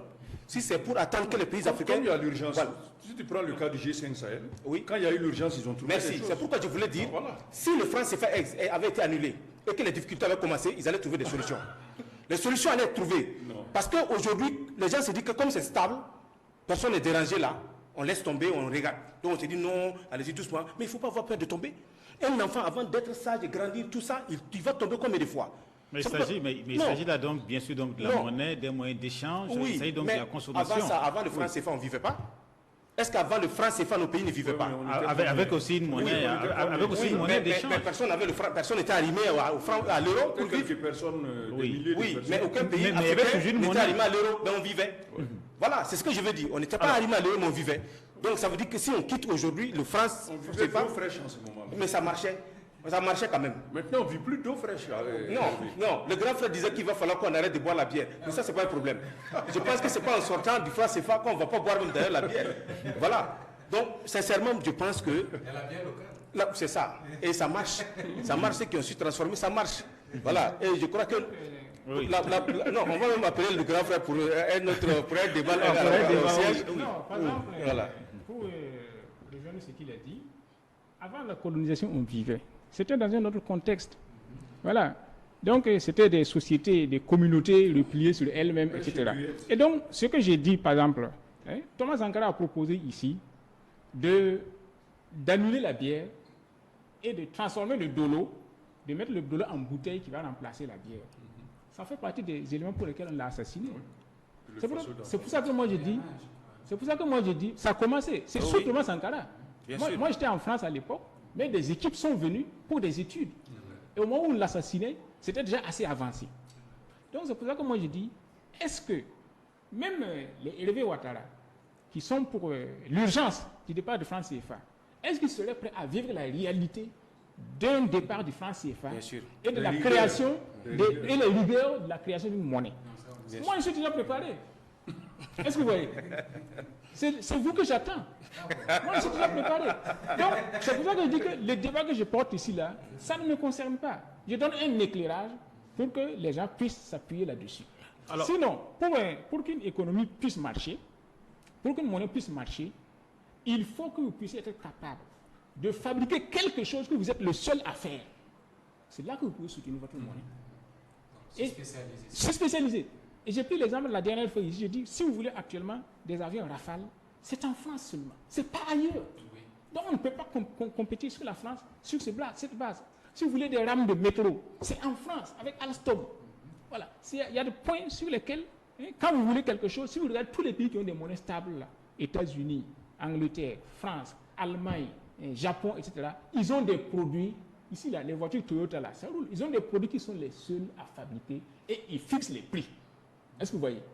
Donc le seul élément qu'ils ne maîtrisent pas dans leur économie, c'est les sources d'énergie. C'est pour ça que quand le prix du pétrole monte, ça les déstabilise un peu.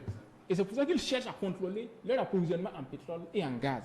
Sinon, ils contrôlent l'aval, les prix des produits. Et c'est à ça qu'il faut arriver. Donc, pour avoir une monnaie crédible et forte, il faut contrôler les sources d'énergie et la production finale, la transformation. Et avoir des produits compétitifs que vous êtes les seuls à faire. Donc, quelqu'un ne peut pas venir attaquer votre monnaie sur la base de votre économie. Donc, ce sont ça les préalables. C'est pour ça que moi, je dis que moi, je roulais en carrosse si j'étais président du FASO. Et on fabriquait ces carrosses-là ici. Et ça deviendrait, par exemple, petit à petit, les gens vont s'y habituer. Et nous avons une dame en ligne, certainement donc notre dernier téléspectateur. Bonsoir, madame. Bonsoir. Alors, oui, bonsoir, madame. Oui, c'est très bien ce que vous faites. C'est-à-dire que c'est une préparation. Oui, je crois que les conditions téléphoniques ne sont pas bonnes. Mais je pense qu'elle pourra donc revenir juste le temps que nous finissons donc le plateau. Alors, donc, quels sont donc les avantages pour les pays africains à se doter d'une monnaie pour peut-être ceux-là aussi qui suivent le débat et qui voudraient aussi comprendre véritablement? Les avantages, c'est déjà contrôler notre politique monétaire. C'est à nous de décider ce que nous voulons faire de notre politique monétaire. Ça veut dire quoi? Aujourd'hui, nous avons, si par exemple l'écho de la CEDEAO arrive à sortir du jour, alors nous avons le contrôle de notre politique. C'est nous qui décidons de ce que nous voulons faire. Et je l'ai dit ici, la monnaie est un instrument de politique monétaire, mais surtout un instrument de politique économique. La monnaie influençant l'économie, et naturellement, c'est à nous maintenant de pouvoir décider ce que nous pouvons faire. C'est vrai, ça peut marcher comme ça peut ne pas marcher, c'est possible. Mais c'est un avantage, déjà de pouvoir décider de l'orientation monétaire que nous voulons faire. Ça, c'est déjà un avantage. Le deuxième avantage, c'est que nous n'aurons pas à payer ces frais de compte de gestion que nous payons par exemple à la France. Ça, c'est un deuxième avantage que je vois. Nous n'aurons pas non plus à pouvoir dépendre forcément de la France, mais comme on l'a dit, il y a vraiment, sincèrement, il y a des choses à faire d'abord. Oui, il y a des choses parce que tant que vous n'avez pas ça, et je voudrais ajouter un élément fondamental, c'est la recherche. Aujourd'hui, comme le grand frère Kilem l'a dit, pour se spécialiser dans un domaine, on ne peut pas se spécialiser comme ça. On fait des recherches. Et Thomas Sankara l'avait compris dès les premiers instants de sa prise de pouvoir. C'est pourquoi les gens se sont envolés à Cuba, se sont envolés en France, se sont envolés dans d'autres pays pour pouvoir avoir, en Union soviétique, pour pouvoir rechercher comment est-ce que les gens arrivent à faire. Aujourd'hui, ce qui a bâti la croissance et encore la puissance de la Chine et des pays, si vous voulez, la Corée, ainsi de suite, c'est ça. C'est parce qu'ils arrivent à pouvoir maîtriser la technologie. Nous n'avons pas cela. Nous mettons à ce peu de moyens dans nos recherches. Déjà, nous avons tout est prioritaire. Et ça fait que franchement, on ne maîtrise pas, on n'arrive pas à faire ce point. Pour revenir également à la question de spécialisation. Aujourd'hui, tout le monde fait du tout. Il est en même temps garagiste, c'est lui en même temps qui est l'électricien, Orange Money, il fait tout en même temps. Ça ne peut pas marcher. Il faut que chacun de nous puisse se spécialiser dans un domaine. C'est comme ça. En économie, on dit que si par exemple, moi je me spécialise par exemple en fabrication d'eau, Canal 3 se spécialise par exemple en matière d'information. Nous avons un partenariat et c'est du gagnant-gagnant. Moi je peux faire ma pub à travers votre truc et vous aussi vous pouvez faire... l'autre arrive aussi à vendre à travers votre pub. C'est comme ça et c'est du gagnant-gagnant. Mais si chacun de nous veut faire les mêmes choses en même temps, c'est dangereux. Comme Laurent Bado l'avait dit, tu vas voir quelqu'un qui fait ses Winware et frères, ça fait de l'import, export et service. Il fait tout. Ça ne peut pas marcher. Il faut que chacun de nous puisse. Mais tout ça, c'est le problème, c'est parce qu'on n'a pas de secteur de production viable. D'accord. C'est le plus est-ce que, bien sûr, donc, la problématique, le franc CFA, est-il vraiment donc le problème du développement donc, des pays africains? Oui, tel qu'il est structuré aujourd'hui, le franc CFA est un des plus grands problèmes du développement. Monsieur Kelem, rapidement, en début d'émission, a évoqué donc la révolution sous Thomas Sankara. Oui, c'est-à-dire que les avantages qu'on aurait, par exemple, à nous séparer de l'arrimage que nous avons aujourd'hui avec l'euro, serait par exemple de pouvoir avoir ce qu'on appelle une politique monétaire. Il a déjà expliqué, mais je vais donner un élément supplémentaire. La politique monétaire vous permet de financer votre économie en jouant sur les taux d'intérêt et les taux d'échange. Et là, on n'allait pas avoir besoin de faire la table ronde du PNDS à Paris. On allait financer notre économie juste en jouant sur ces aspects-là. Donc, c'est un des grands avantages que nous avons. Et ça fait que le fait que nous n'ayons pas de politique monétaire ou de contrôle sur notre monnaie, ça fait que nous avons des économies de rente. Nous sommes obligés de chercher des financements juste pour suppléer certaines dépenses. L'investissement, par exemple, on ne contrôle pas l'investissement chez nous. Donc, c'est là un des gros problèmes que nous avons. Ça fait que le PNDS, le budget de Burkina, n'a aucune différence avec le plan stratégique d'une ONG en réalité. Bien sûr. Parce qu'il n'y a pas de politique monétaire dedans. Ouais. On est presque comme une ONG. Donc, si je règle cette question, c'est là où les mouvements ne sont pas à négliger. Et je pense que Kémy Séba, en faisant son geste l'autre jour, bien que je ne soutienne pas le geste en lui-même, pour les raisons des juristes et tout, mais je pense que ça donne un aspect symbolique important, qui peut avoir un déclic également là-dessus. Même si on ne quitte pas le franc CFA demain matin à 8 h, on peut déjà avoir la préoccupation et au moins définir un plan de sortie qui, à un court terme, puisse être viable et soutenable. Il a posé un nouveau débat. Alors, moi je voulais juste faire remarquer que dans le cadre même des échanges commerciaux, par exemple, si nos différents États étaient arrivés à cette coopération, cette intégration, comment on appelle ça, les véhicules que nous prenons en France, en Belgique et autres, on aurait pu prendre au Nigeria, ce que le Nigeria a besoin, il prend au Burkina, et ainsi de suite, et que ces gens se faisaient entre nous. Ça ne peut pas ne pas marcher, par exemple. Ça, c'est des cadres qu'il faut créer, et que ça va dépendre de comment nos différentes autorités aussi calculent leur politique. Nous avons des présidents également qui n'ont aucune vision futuriste des choses. Ils viennent, ils veulent le pouvoir, ils sont au pouvoir et ça s'arrête là. Mais les questions de politique de développement réel, la formation de la jeunesse d'une manière ou d'une autre. Je prends un exemple. À Ouagadougou, par exemple, quand vous partez à Ouagadougou 2000 ou partout, vous voyez les maisons qui poussent. Mais allez-y, demandez les vrais techniciens à l'intérieur. La majeure partie, c'est des étrangers. Des Togolais, des Béninois, des choses, qui construisent, des électriciens. Mais pourquoi on ne peut pas avoir une école qui forme, par exemple, des jeunes qui nous offrent? Oui, mais bon, je ne vois pas où se trouve le... Pourquoi on a besoin d'aller prendre à l'étranger? C'est peut-être la qualité du service. Ah bon, voilà, ça c'est un problème. Non, je vais rapidement. Donc, c'est tout ça qui nous amène à nous poser des questions sur réellement la volonté réelle, la bonne foi de nos dirigeants. Et si nous devons suivre réellement ces gens de dirigeants, c'est évident que cette question de franc CFA n'allait jamais se poser. Est-ce que vous pensez que les dirigeants africains sont de mauvaise foi sur la question? Comme de la mauvaise foi. Comme conseil, c'est de la mauvaise foi. Je voudrais dire à Hervé comme conseil, lorsque vous mettez un sujet dans l'agenda public, il faut bien documenter le sujet. Tout à fait. Il faut que vous soyez imbattable sur la question. Bien sûr. Donc, il ne faut pas s'en tenir seulement à l'aspect symbolique et à l'aspect politique, mais il faut que vous documentiez sur toutes les dimensions économiques, monétaires, socio-économiques, géopolitiques, ainsi de suite, ainsi de suite. Donc, c'est le conseil que moi je voudrais vous donner. Merci. Et ce qui peut peut-être améliorer votre marche. Monsieur Kelem, alors c'est vrai que votre position est vraiment connue sur cette question-là, c'est d'aider donc nos téléspectateurs à comprendre la problématique justement donc de la création d'une monnaie et de sa gestion, et surtout pour ce débat. Et si nous... C'est vrai, vous êtes ouverte pour toutes les propositions, vous l'avez dit, hein, que l'on parle sur une monnaie ou pas, mais dans le cas où il y a l'option d'aller vers une monnaie pour la zone, qu'est-ce que vous proposeriez maintenant, progressivement, et quels sont les scénarios possibles dans ce cadre-là? Comme j'ai dit, ce n'est pas une question de dirigeants. Bon, par exemple, Eric Ouattara a dit que nous avons des dirigeants qui n'ont pas de vision, etc. On ne peut pas s'en prendre aux dirigeants. Parce que personne ne peut donner ce qu'il n'a pas. Ils ont été élus démocratiquement. On a dit que, pour ce qui concerne le Burkina Faso, on a dit que c'est des élections les plus démocratiques. Donc les gens les connaissaient en les choisissant et les gens choisissent en conséquence. Donc on ne peut pas leur demander de faire autre chose que ce pourquoi on les a élus. Donc c'est pour ça que moi je dis que le vrai problème, c'est à la base. Donc c'est la transformation des mentalités. Est-ce que vous voyez? Donc il faut arriver, n'est-ce pas, à ce que les gens comprennent les vrais problèmes et qu'ils acceptent les transformations. Donc, j'ai oublié votre question. Oui, la question est justement donc aujourd'hui, qu'est-ce qu'il faut véritablement, s'il faut aller vers voilà, quelles sont les modalités véritablement pour aller maintenant ou progressivement selon les options selon vous? C'est-à-dire, il y a les conditionnalités qu'on a exposées ici, qui doivent être remplies. On peut ne pas respecter ces conditionnalités, mais là, il faut être prêt à assumer, comme j'ai dit.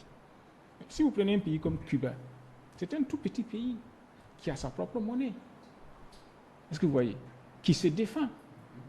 Mais, est-ce que nous sommes prêts à vivre ce que les Cubains ont vécu pour en arriver là? Si vous prenez si vous prenez la Corée du Nord, mais oui, quand vous prenez la Corée du Nord, c'est un petit pays qui a sa propre monnaie. Est-ce que nous sommes prêts à vivre les mêmes réalités? Je vais vous dire une chose, moi je suis dans les associations depuis l'école primaire. Est-ce que vous voyez? Mais combien de fois on a pris des décisions ensemble et au moment de l'exécution, vous êtes trahis? Vous êtes seul. Vous êtes seul. Et généralement, ceux qui crient le plus fort, au moins de l'urgence là, ils tombent malades.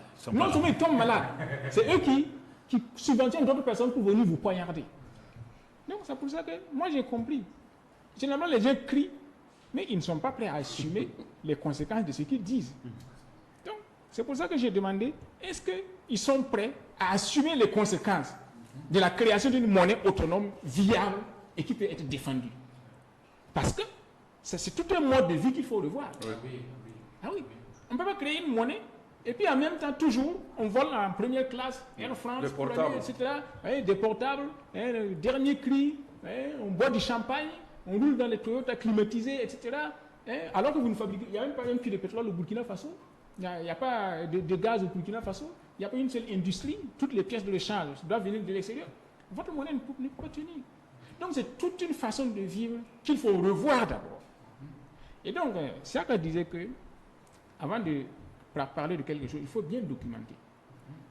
Nous, au Mouvement fédéraliste africain, nous avons publié, n'est-ce pas, notre programme.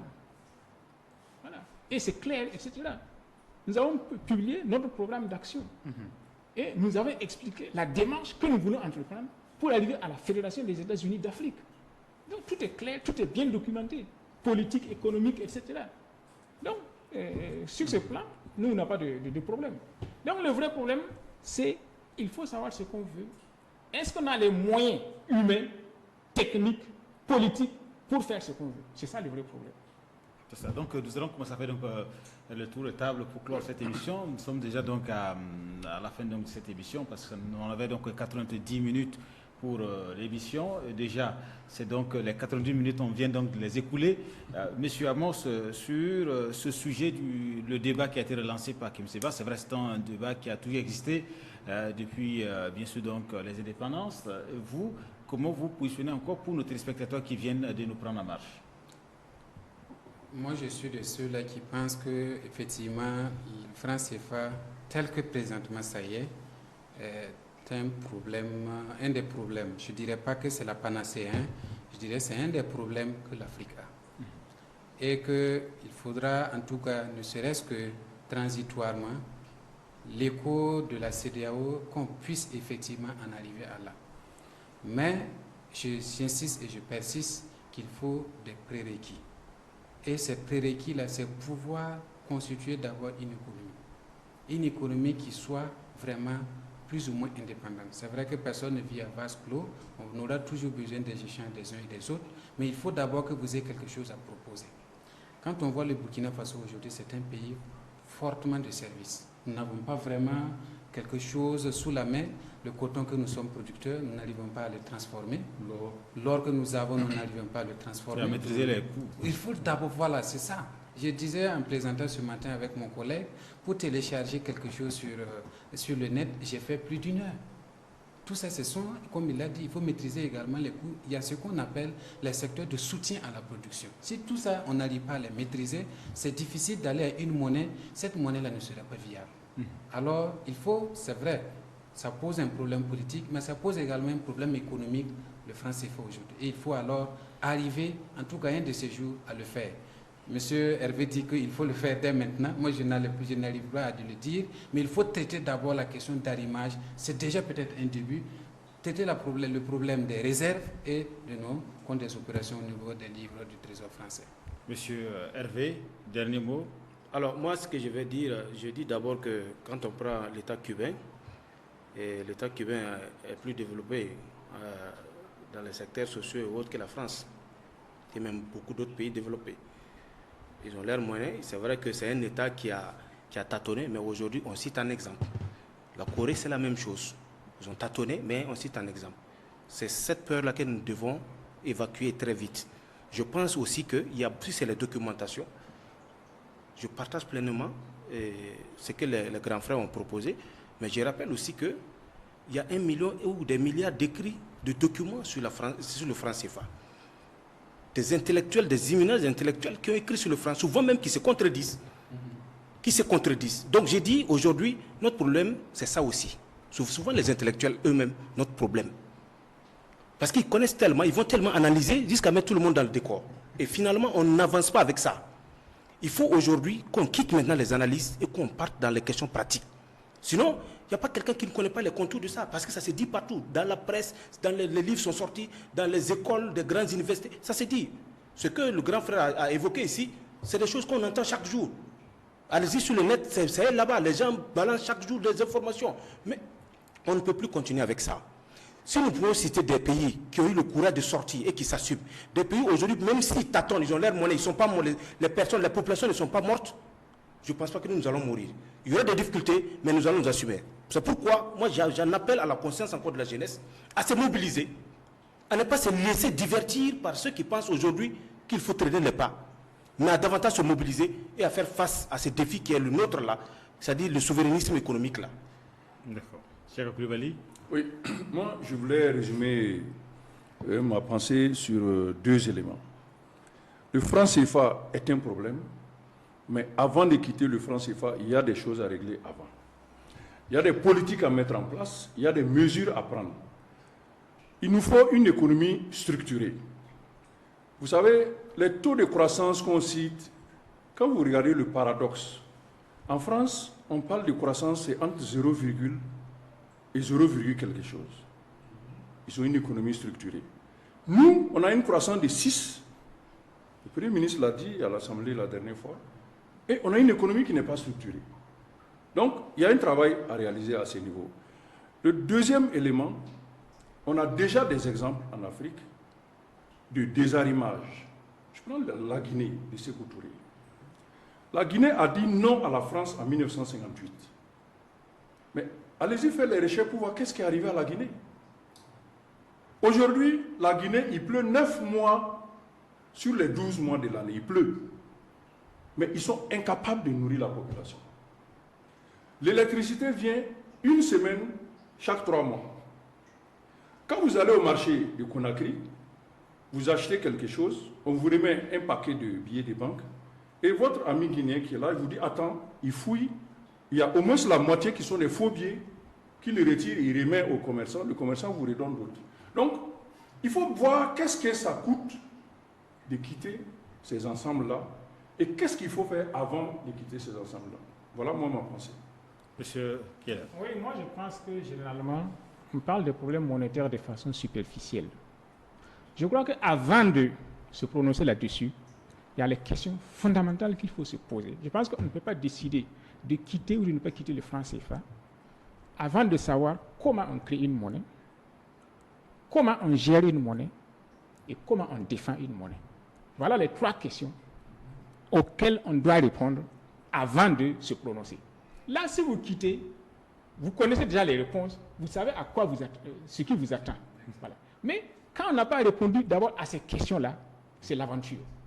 Donc il faut d'abord savoir comment on crée une monnaie, comment on gère une monnaie, comment on défend une monnaie. Après, vous pouvez vous décider. Je peux ajouter à ce que Maître a dit, en ce qui concerne l'écho de la CEDEAO, en 2008, quand la crise monétaire et financière et internationale a déclenché, la question de cette monnaie est arrivée. Il y a une des préoccupations qui a été soulevée, qui a fait qu'on a laissé tomber le projet rapidement. On nous a expliqué que si on crée une monnaie à l'échelle de la CEDEAO, cette monnaie devient intéressante pour les vautours qui peuvent kidnapper la monnaie. Parce qu'il y a des fonds vautours qui sont là, qui sont prêts à aspirer votre monnaie et à faire tomber la zone comme la Grèce est tombée. Même le faux billet. Donc, voilà. Donc, toutes ces questions ont fait que les experts ont un peu ralenti les choses. Donc, moi, je veux qu'on mette dans le moulin toutes les questions et puis qu'on sorte quelque chose de potable et qui puisse tenir. S'il vous plaît. Moi, je pense aussi que je voulais dire au grand frère que les fonds vautours, généralement, c'est des pays qui ont souvent des dettes très élevées, qui sont ensuite rattachés par des structures supra-choses, qui sont à l'étranger là-bas assis, qui s'accaparent de ces choses-là et qui vous asphycient. Mais ce n'est pas toute une communauté comme ça que ces fonds vautours-là peuvent avaler. Ce n'est pas possible. C'est des pays, des pays qui sont rachetés par ces fonds vautours au niveau international. Je crois que le débat il est intéressant. On pourrait donc poursuivre effectivement donc, ce débat à d'autres occasions. En tout cas, les plateaux de Canal 3 restent ouverts pour ce genre de débat et surtout que c'est ce que nous savons faire le mieux pour chaque fois qu'une polémique, en tout cas d'intérêt national et puis surtout international donc est posée. Et nous retrouvons donc nos analystes pour poser donc le sujet. Vous étiez très nombreux à nous suivre à cette émission. Vous étiez aussi très nombreux à vouloir réagir. Malheureusement, souvent je vous ai fait patienter au téléphone. Toutes nos excuses si vous n'avez pas pu. Mais pour un autre débat, vous pourrez donc effectivement donc, agir ou interagir avec nos invités sur le plateau. Merci donc Siaka Koulibaly pour votre présence à ce plateau. Je rappelle que vous êtes analyste politique pour Canal 3. Merci également donc à vous Hervé Ouattara. Vous êtes donc le point focal donc de la lutte menée en ce moment donc par Kémy Séba. Vous êtes donc son hôte à Ouagadougou quand il est arrivé récemment, c'était donc au mois de juin. Merci donc à vous M. Amos Zongnaba pour votre présence. Vous êtes économiste et également et puis fiscaliste. Et puis merci aussi donc à vous Maître Kelem Apollinaire de Tambela pour votre présence. Vous êtes avocat. À vous tous qui nous avez suivis, portez-vous très bien sur les antennes de la télévision. Au revoir.